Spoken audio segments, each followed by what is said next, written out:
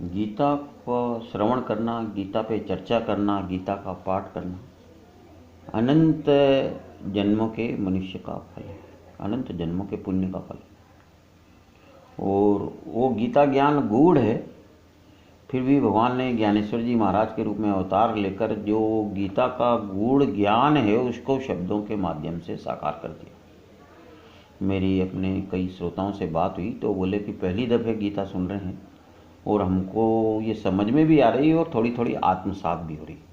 ये ज्ञानेश्वरी की महिमा है। तो आज हम 5वें अध्याय के 18वें श्लोक पे चर्चा कर रहे हैं।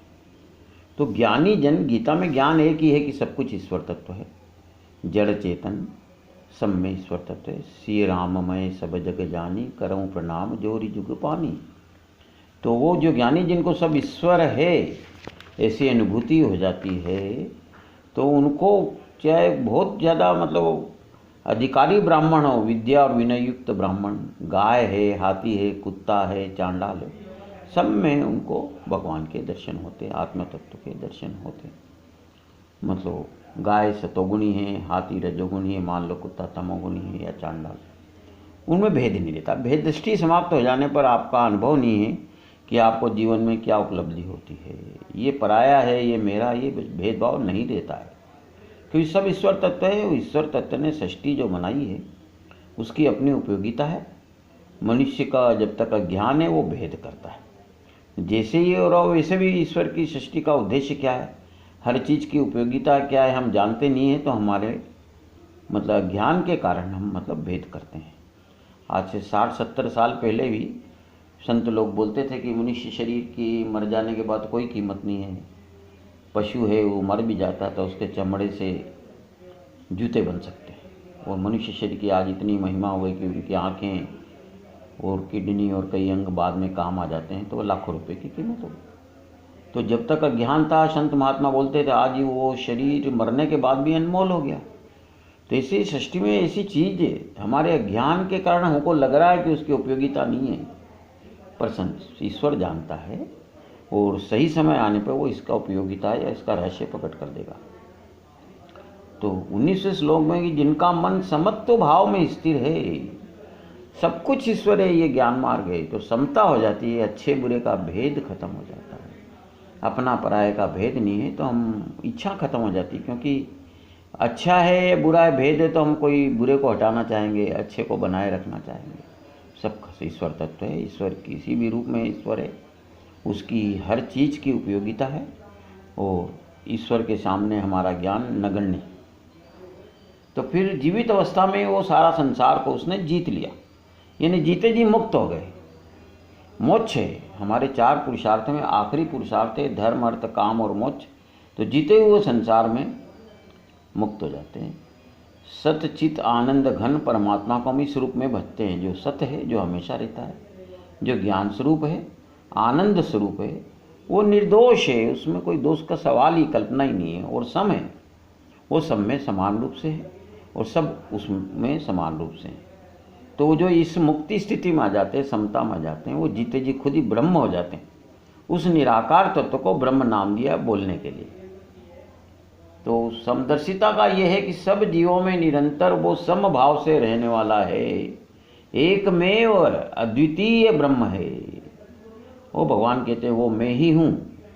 और जो ज्ञानी की स्थिति में आया था उसका भी यही अनुभव हो जाता है। देखो मनुष्य जीवन की बड़ी महत्ता है और गीता ज्ञान आपको वो ब्रह्म तत्व से एकत्व स्थापित करता, उसी ब्रह्म तत्व की अनुभूति करवाना चाहता है। लेकिन जिसके मन में विषयों की महिमा है, विषयों के लिए आदर बुद्धि है, इंद्रियों को जो नियंत्रित नहीं करता, मन मानव ढंग से व्यवहार करता है, जिनके मन में कामना है कोई भी, और कामना भेद दृष्टि से रहती है कि ये अच्छा है बुरा, इसका परिवर्तन होना चाहिए, ऐसा होना चाहिए, तो वो मतलब उस स्थिति का अनुभव नहीं करता है।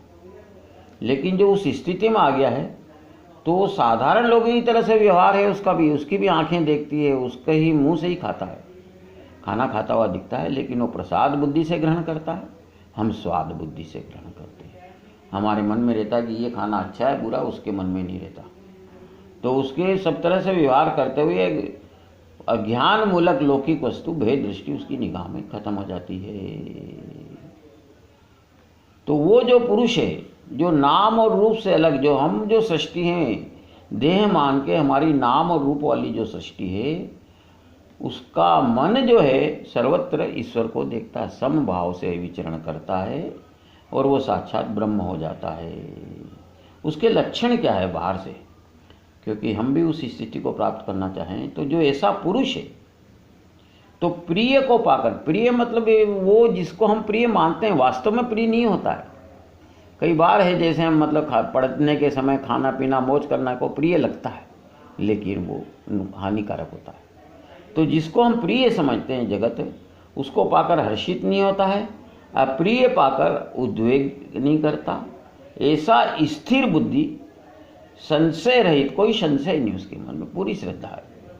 ब्रह्मवेता पुरुष सतचित आनंद घन पर ब्रह्म परमात्मा में एक ही भाव से निरंतर स्थित है। सुबह सुबह में उसका योगी का मन विचलित नहीं होता। तो बाहर के विषय में, सांसारिक भोगों में उसका कोई आसक्ति नहीं है। मतलब साक्षी भाव से देखता है, वो विषय आते हैं, भोजन वो भी प्राप्त करता है, आँख से उसको भी कोई चीज़ दिखती है। तो विषयों को भोगना मतलब आँख से अपने चीज़ देखा, हमारे संस्कार बन जाए कि ये चीज़ अच्छी है, लेना चाहिए, ये खराब है, हटाना चाहिए, इसको संस्कार कहते हैं, इसको भोग है। उसके मन में जो है सो है, परमात्मा का स्वरूप है, कोई प्रतिक्रिया नहीं होती और उसको आसक्ति नहीं है कोई भी भोगों में। अंतःकरण उसका जीता हुआ है और उसके अंदर हम जो है भोग जनित आनंद है, सुख है, आनंद नहीं। उनके मन में, ऐसे व्यक्ति के मन में भगवत ध्यान जनित आनंद है। वह एक ही भाव से उस सच्चिदानंद घन पर ब्रह्म में आनंद का अनुभव करता है। अक्षय आनंद, अकारण आनंद। हमने संसार में बहुत तुच्छ सुख भोगा है, आनंद का तो प्रश्न ही नहीं। वो क्या है? वो भी सकारण है। जैसे हमारे हाथ में दर्द हो गया, वो मिट गया तो हमको सुख की अनुभूति होती है, पर जिसको हाथ में दर्द नहीं हुआ उसको उस सुख की अनुभूति कैसे होगी? तो ये जो अकारण रहता है, जो है वास्तव में है, उस आनंद की अनुभूति होती है। जैसे परमात्मा है वैसे ही आनंद है, वो परमात्मा आनंद स्वरूप ही है। फिर उसका मन जो ऐसा आनंद को आस्वाद ले लेता है, झलकी भी पा लेता है, तो बाहर की ओर उसका मन भटकता नहीं है। आत्मानंद से वो पूर्णतः सुखी रहता है। हमने अधूरे सुख देखे हैं, अधूरे मन से जीते हैं हम। अधूरे मतलब कामना रहते, भय लगा रहता है सुख भोगते हुए कि ये बने रहेगा क्यों नहीं, कल हमारे मृत्यु तो नहीं हो जाएगी, कुछ और कोई कारण तो नहीं बन जाएंगे।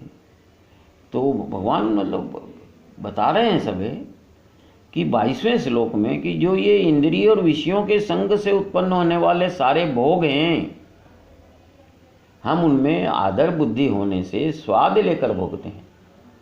तो वे यद्यपि विषयी पुरुषों को सुखरूप भासते हैं, शब्द पर ध्यान देना भगवान के, सुखरूप होते नहीं हैं, भासते हैं। जैसे मृग जल है, वो जल के रूप में भासता है। स्वप्न की जो सृष्टि है, स्वप्न काल में सत्य भासती है, वो दुख के ही हेतु हैं। वैसे भी अनुभव है, सुख दुख मान अपमान आने जाने वाली चीज़ है। जितना सुख भोगते हैं थोड़ा, वो हमने उसी दुख की तैयारी कर ली उसी समय। वो आदि अंत वाले हैं, अनित्य हैं। तो बुद्धिमान विवेकी पुरुष उनमें नहीं रमता, क्योंकि उसको ज्ञान है कि एक ऐसा सुख है जिसको हम आनंद कहते हैं, जो हमेशा रहता है, जो हमारा स्वभाव है, उसको पाने की वो चेष्टा करता है। वो जो महापुरुष है, वो ज्ञानी शब्द दिया भगवान ने, और वो उच्चतम मनुष्य की स्थिति है। गीता में ज्ञान है कि सब कुछ जड़ चेतन सब परमात्मा स्वरूप है। हमको उस स्थिति का अनुभव करना है। सब में भगवान है और हम में भी है। हम उसको, यानी हमको आत्मा मानकर जीना है, शरीर मानकर नहीं। तो जब आत्मा तत्व की जरा यानी इच्छा भी हो जाए, या अनुभूति तो दूर की बात है, तो संसार के सुख उसको फीके मालूम पड़ते हैं। तो जिसको जब तक उसके दर्शन नहीं हुए, अनुभूति नहीं हुई, जिज्ञासा नहीं हुई, तब तक इंद्रिय वश्य जनित सुख उसको अच्छे लगते हैं। जैसे बहुत गरीब आदमी है, ज्ञानेश्वर जी महाराज समझा रहते हैं, तो भूसी या चोखर भी खा जाता है। तो प्यासा जो हिरण है, भ्रमित होकर रेतीले जमीन में भी पानी की खोज करता है।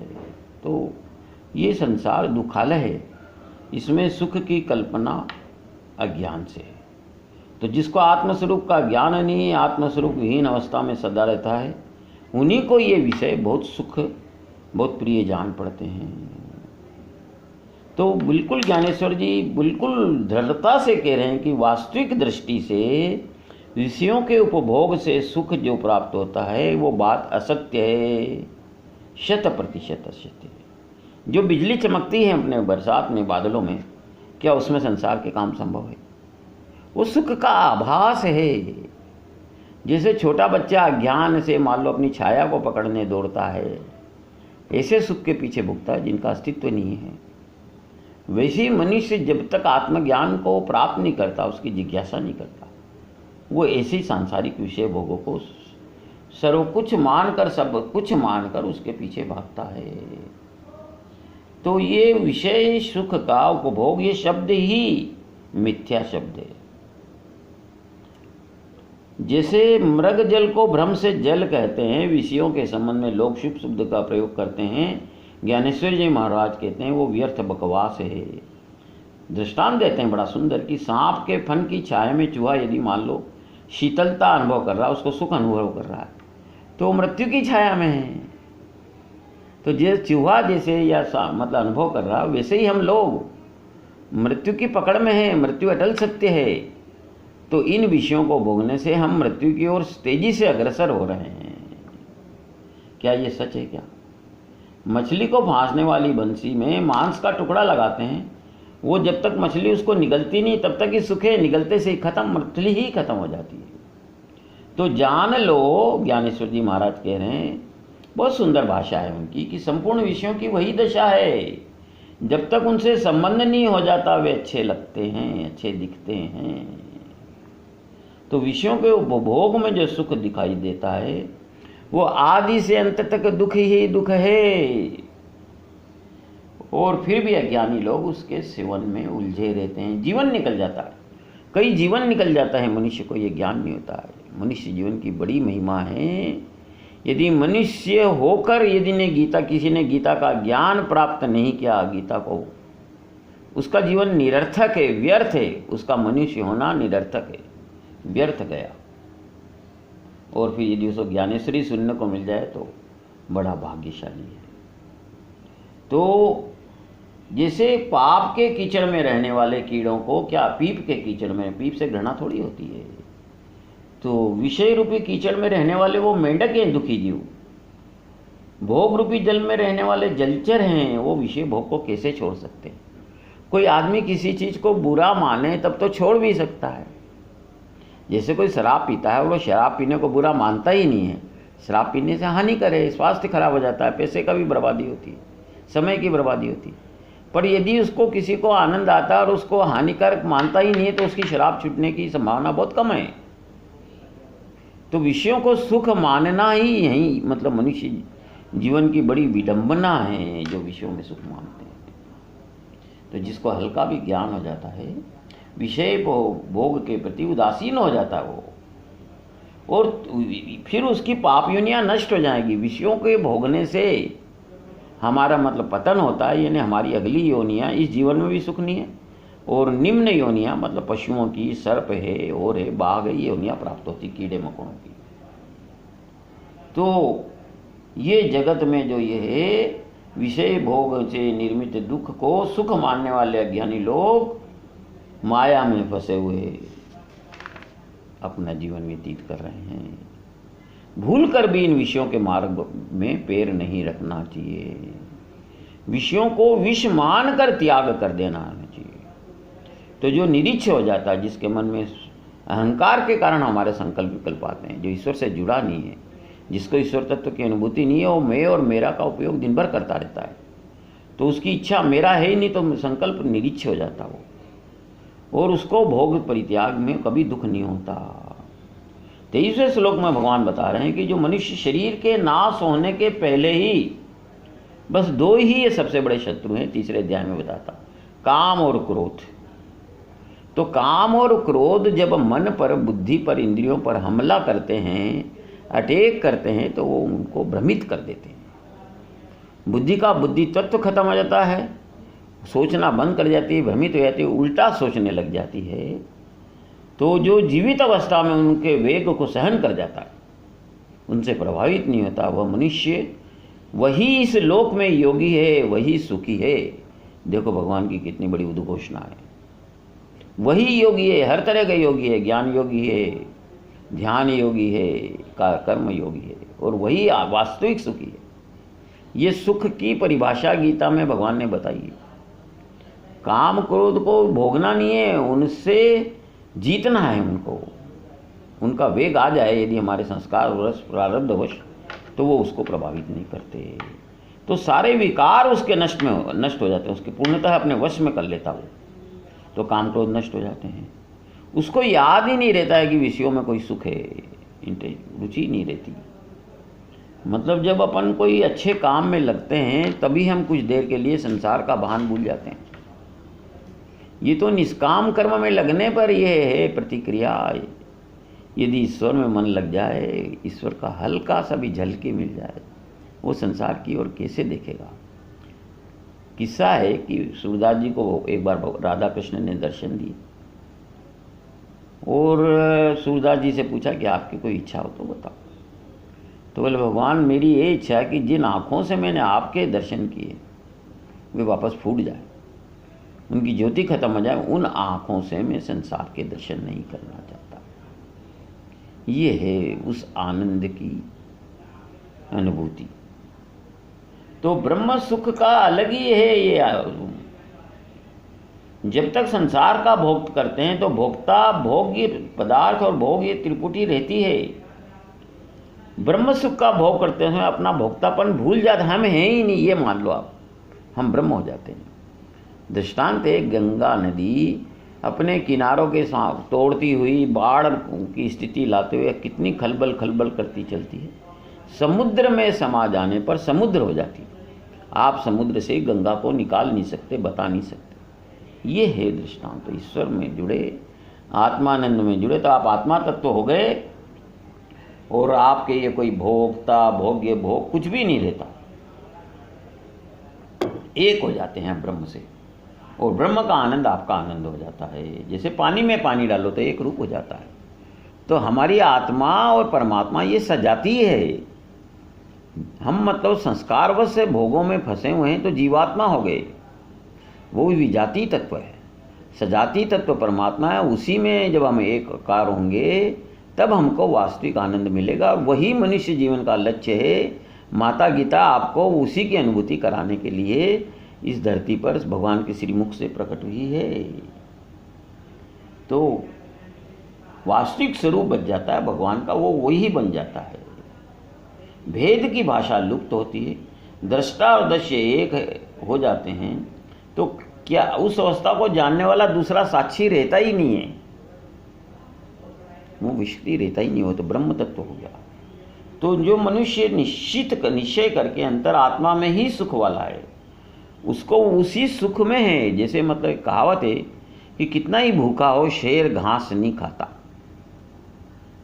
तो जो उसका खाद्य पदार्थ है उसको छोड़ के वो कंप्रोमाइज नहीं करता। तो हम आत्मा तत्व परमात्मा तत्व होकर उससे भी क्षुद्र है, घास से भी, जो विषय भोग उसमें फंसे हुए हैं कई जन्मों से। गीता वो आपको ज्ञान कराती। पहली बात तो इसका ज्ञान मनुष्य को बड़ी आयु होने तक होता ही नहीं है। तो ये अंतर आत्मा में ही जो सुख है, आनंद है, उसमें वो रममाण हो जाता है, डूब जाता है। और ऐसा वह ब्रह्म स्वरूप योगी ब्रह्म स्वरूप मोक्ष शांति को प्राप्त करता है। मैंने बताना वो अकारण शांति है, वो सकारण नहीं है। सकारण शांति का आदि और अंत है और वो कभी भंग हो सकती है। अकारण जो शांति जैसे स्वभाव है, पानी का शीतलता स्वभाव है, पानी का प्यास बुझाना उसका स्वभाव है, वैसे उसको मिलती है। तो 25वें श्लोक में बता रहे हैं कि ये इसके लिए भी कब मतलब मन उधर जाता है, जिसके सब पाप नष्ट हुए, अच्छे कार्य चिंतन करते हुए निष्काम कर्म करते करते करते अंतःकरण में मेल जमे हुए राग द्वेष कामना क्रोध लोभ अहंकार वगैरह के, ये सब जब नष्ट हो जाते हैं निष्काम कर्मियों, पुण्य अच्छे काम भक्ति करते हुए, तो और शंकाएं संशय निवृत्त हो जाते हैं, मतलब ईश्वर ही सब कुछ है, ये ज्ञान हो जाता है, केवल ईश्वर ही है, ये संशय जब खत्म हो जाते हैं। और वो भूत प्राणियों में ये सृष्टि ईश्वर का साकार रूप है, उसकी सेवा में लगा रहता है, वो वही सर्वश्रेष्ठ भक्ति का स्वरूप है। और जिसका चित्त भगवान के ध्यान में एकाग्र हो जाता है, ऐसा ब्रह्मवेता पुरुष शांत ब्रह्म को प्राप्त होता है। तो पहले तो आपके पाप नष्ट होना चाहिए जो इस जन्म तक आपने अभी तक किए हैं, वो निष्काम कर्म योग करते जाओ, ज्ञान योग करते जाओ, कुछ भी करो, परमात्मा को अपने लक्ष्य में केंद्र में ले लो, एक बुद्धि को एकनिष्ठ कर लो कि मुझे परमात्मा को पाना है, फिर वो कृपा साध्य हैं और भगवान निश्चित कृपा करते हैं।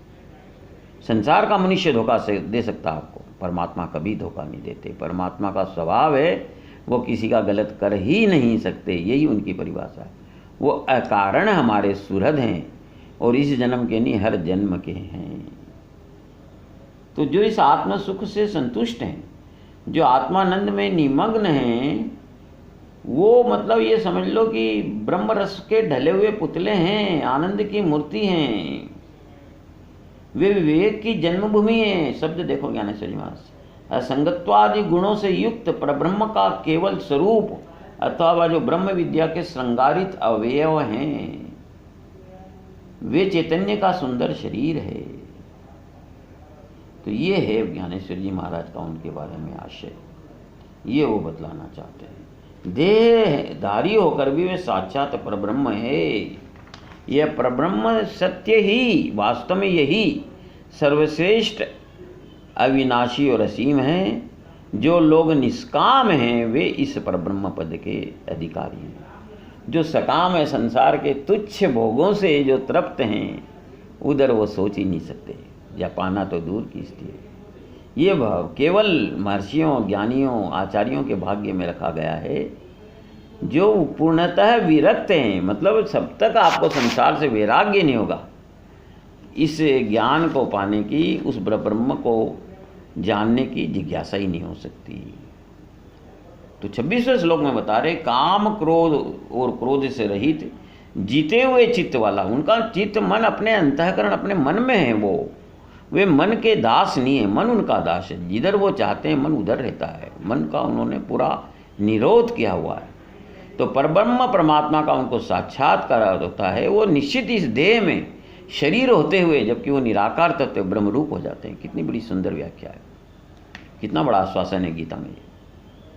तो जिन्होंने मन को अपने स्वाधीन, अपने अधीन कर लिया है, देव भाव को भूल जाते हैं, वे मोक्ष रूप परब्रह्म हैं और वही आत्मज्ञानियों का साध्य है। वे साक्षात ज्ञान मूर्ति हैं। तो बाहर के विषय भोगों का चिंतन छोड़ दो, भूल जाओ। बड़ी आयु हो रही, ये अधिकांश गीता के श्रोता बड़ी आयु के होते हैं, और ध्यान लगाओ परमात्मा को प्राणायाम से, किसी भी तरह से ईश्वर में ध्यान लगाने का सरल है। आप उनको पसंद करने लग जाओ। मन कहाँ जाता है? जो आप मन की पसंद है। तो आप ईश्वर को पसंद करेंगे तो ध्यान स्वभावतः वहाँ लगेगा। कबीर कहते हैं, साधो सहज समाधि बली। प्रयास से साध्य समाधि फिर भी पूरी तरह संभव नहीं है, लेकिन जिसने परमात्मा को ही एकमात्र लक्ष्य मान लिया, उसका स्वतः स्वाभाविक ही मन परमात्मा में जाता है। तो फिर जो मन उसका जाता ही नहीं बाहर के भोगों में, और वो मोक्ष परायण मुनि इच्छा भय और क्रोध से रहित है, वो सदैव मुक्त है, वो ब्रह्म की स्थिति है। तो वो उसने वैराग्य के आश्रय से अंतःकरण की विषय वासना को बाहर निकालकर शरीर को पूरा ब्रह्म में लगा दिया है। मन उनका पूरा भगवान में लग जाता है। ये स्थिति है। तो जैसे नदी नाले आदि का जल अपने में समाकर गंगा नदी समुद्र में मिलती है, उसी प्रकार वे लोग भी परब्रह्म में ऐसे मिल जाते हैं कि उन्हें फिर अलग नहीं किया जा सकता है। ये स्थिति बड़ी अद्भुत है, और यही वास्तविक मतलब पाने योग्य स्थिति है। और वहाँ ज्ञानेश्वर जी महाराज समझा रहे, मूल मन का मनपन ही नष्ट हो जाता है। जिन्हें स्वभाव चंचलता के कारण, अवैराग्य के कारण मन कहलाता है, चंचल रहता है, इच्छाएं का घर है, वो नष्ट ही हो जाता है। मन अपना स्वभाव भूल जाता है। अहंकार का सवाल ही नहीं पैदा होता, तो वह अनुभव प्राप्त पुरुष देहधारी होते हुए ब्रह्म रूप हो जाता है। 5वें अध्याय का आखिरी श्लोक है 29वां। यज्ञ और तपों को भोगने वाला और संपूर्ण लोकों को के ईश्वर का भी ईश्वर, वो परमात्मा, परम मतलब पुरुषोत्तम, पुरुषों में उत्तम 15वें अध्याय में आएगा। सब कुछ है, आत्मा नहीं परमात्मा है वो। सब भूत प्राणियों का सुहृद है, भगवान की यही परिभाषा है। कारण वो सबका भला चाहते हैं। लोग संसार में सब सकारण है, स्वार्थ सहित है। और भागवत में उसको अविज्ञात मित्र कहा है, अज्ञात सखा। उसी वो आत्मा तत्व है। वो हमेशा आपको चाहती है कि आपका हर योनि में, मनुष्य योनि में और आगे आपका उत्थान होता जाए धीरे धीरे। इस जन्म में नहीं तो अगले जन्म में आप मुक्त हो जाएं, ईश्वर तत्व को पालें।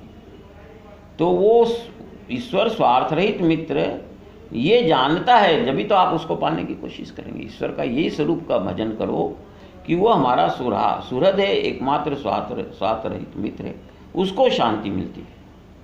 और सच्चिदानंद घन परिपूर्ण शांत ब्रह्म के सिवा उसकी दृष्टि में कुछ भी नहीं रहता। वह खुद ही ब्रह्म रह जाता है, वासुदेव ही वासुदेव रह जाता है। तो उसके लिए निष्काम कर्म के द्वारा विशुद्ध होकर निर्लिप्त रहकर वो प्रपंच संसार का कार्य, भागना नहीं, पलायन नहीं है। हमारे देखो ये गीता की महिमा है।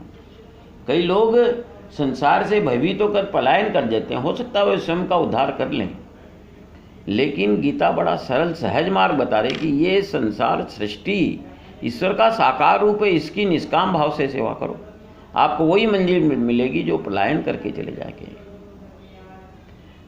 मैथिली शरण गुप्त ने ग्रंथ लिखा साकेत, उसमें बुद्ध से उनकी पत्नी जब बुद्ध होकर आए, पूछा क्या आपने जो पाया है वो गृहस्थी में रह के नहीं पा सकते थे? बुद्ध मौन हो गए। तो उनको मानना पड़ा कि पलायन कोई सॉल्यूशन नहीं है, और भगवान उसी ज्ञान को आपको बता रहे हैं। इसी सृष्टि ये भगवान का साकार रूप है, उसकी जितनी सेवा निष्काम भाव से करते जाओ, आपका मन शांत होता जाएगा, निष्काम होता जाएगा, आप उस परब्रह्म को पाने की मतलब पात्र बन जाएंगे। ये भगवान उसका रहस्य बताते हैं। तो ये निष्काम कर्म योग बड़ा सरल मार्ग है। जैसे गहरे पानी में तैर कर पार करने की अपेक्षा ये नदी नाव में बैठ के करें तो वो ज़्यादा सरल है। ऐसा ये सरल सहज मार्ग निष्काम कर्म योग भगवान इसको बता रहे हैं। अब 6ठे अध्याय का थोड़ा सा हम सारांश ले लेते हैं 5-7 मिनट में। इसको ज्ञानेश्वर जी महाराज ने गीतार्थ का सार माना है। इसमें योग वैभव का भंडार है ये, और उनका वर्णन जो है ज्ञानेश्वर जी का वो अमृत भी उसके सामने फीका। ज्ञानेश्वरी की बड़ी महिमा है, गीता के सर्वश्रेष्ठ भाष्यों में से एक है। तो श्रोताओं को ऐसा आनंद मिलेगा इसमें कि संसार के सब भोग फीके पड़ जाते हैं उसके सामने। तो जैसे एक व्यक्ति को 2 नाम से पुकार सकते हैं, ऐसे ही ये जो ज्ञान योग और कर्मयोग भिन्न नहीं है। ईश्वर की सृष्टि में तो भेद है ही नहीं ना। 2 नाम है अलग अलग, 2 भिन्न भिन्न मार्ग हैं, पहुँच लक्ष्य वो है कि ब्रह्म प्राप्ति कराने वाले हैं। और सच्चा कर्मयोगी भी सन्यासी ही है। संन्यास का अर्थ है संकल्पों को संपूर्ण त्याग। जब आप उस स्थिति में आ गए कि आपका अहंकार खत्म हो गया तो आपके संकल्प विकल्प आएंगे ही नहीं। तो भगवान ने गीता में बड़ी सुंदर परिभाषा है कि ये वस्त्र संन्यास नहीं है कि कपड़े छोड़ दिए पलायन कर दिया। आपके मन में ईश्वर के अलावा कोई मन में संकल्प ही नहीं आता है, वो अहंकार खत्म होते से अपने आप खत्म हो जाता है। तो वो संन्यास की समकक्षी है। तो उसके शुरू में मतलब है ना संन्यास की स्थिति ये पाने के लिए भी कि संकल्प विकल्प तो आपको निष्काम कर्म योग के मार्ग से ही आगे बढ़ना होगा, ये भगवान बता। तो वहाँ फिर आपको समाधि की वो स्थिति प्राप्त होगी जहाँ साधन और साध्य का भेद नष्ट हो जाता है, उसको समाधि है। तो उसकी प्राप्ति के लिए आपको प्रयास करना चाहिए। ऐसे उसको योगारूढ़ शब्द कहा गया 6ठे में, कि वो योग में आरूढ़ हो गया, यानी उसने योग की वो स्थिति पाली है। बाहर से उसकी इंद्रियाँ वैसे ही विचरण, आँख से ही देखता हो, पाँव से ही चलता है, भोजन भी प्राप्त करता है, लेकिन अंदर वो क्रिया नहीं करता। अहंकार खत्म हो चुका, वो ईश्वर तत्व से एकाकार हो गया है। और ये तो खुद को पाना है, लग गया है। कोई भी गुरु हो, शास्त्र के रूप में हो, आपके आत्मा के रूप में हो, विवेक के रूप में हो, चाहे शरीरधारी हो, वो आपको मार्ग बता सकते हैं। आपको चलना, पाने की इच्छा करना आपको ही करना पड़ेगा, ये मतलब वो है। तो मिथ्या देहाभिमान जब नष्ट हो जाता है, भगवान कहीं बाहर से आने वाला नहीं है, वो खुद है भगवान है, ये अनुभूति गीता करवाती है आपको। कितना बड़ा ये गीता की महिमा है। इस अद्वैत स्थिति में सुख दुख आदि द्वंद्व उसके सामने नहीं आते। वो सब कुछ सृष्टि जो है ये उसी एक परब्रह्म रूप स्वर्ण के बनाए हुए अलंकार हैं, ऐसी सूक्ष्म दृष्टि बन जाती है।